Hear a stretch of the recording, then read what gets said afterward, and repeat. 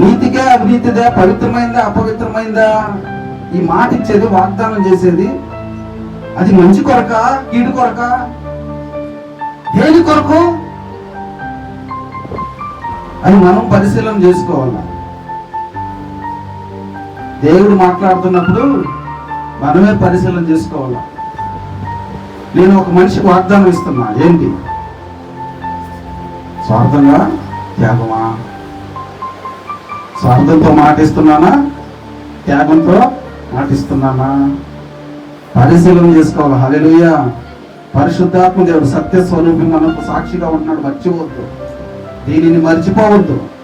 హల్లెలూయా. ఆశ్ర చెప్తున్నాడు, ఆకాశం సాక్షి, ఆకాశం ఒట్టు అని పెట్టకూడదంట, భూమి మీద ఒట్టు అని పెట్టకూడదంట, మా అమ్మ మీద ఒట్టు, మా నాన్న మీద ఒట్టు, నా బిడ్డ మీద,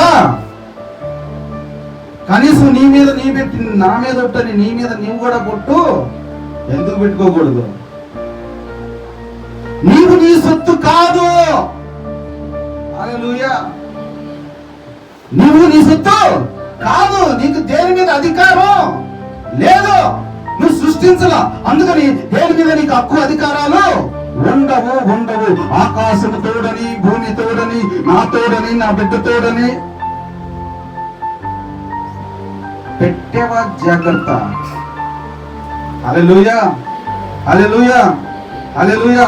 నువ్వు ఏ ఇంటికి అయినా వెళ్ళినప్పుడు, ఏ వీధిలోకి వెళ్ళినా, ఏ పట్టణంలోకి వెళ్ళినా, ఏ నగరంలోకి వెళ్ళినా, నువ్వు సువార్త అని చెప్తుంటే అక్కడ నా సువార్త చెప్పేసి ఆ వచ్చేటప్పుడు, ఆ ఇంటి నుంచి వచ్చేటప్పుడు, ఆ ఈదులో నుంచి వచ్చేటప్పుడు, ఆ పట్టణం నుంచి వచ్చేటప్పుడు కొంచెం నీ కాళ్ళు దుమ్ము దులిపి వచ్చేసి హల్లెలూయా, నీ పని అయిపోయింది.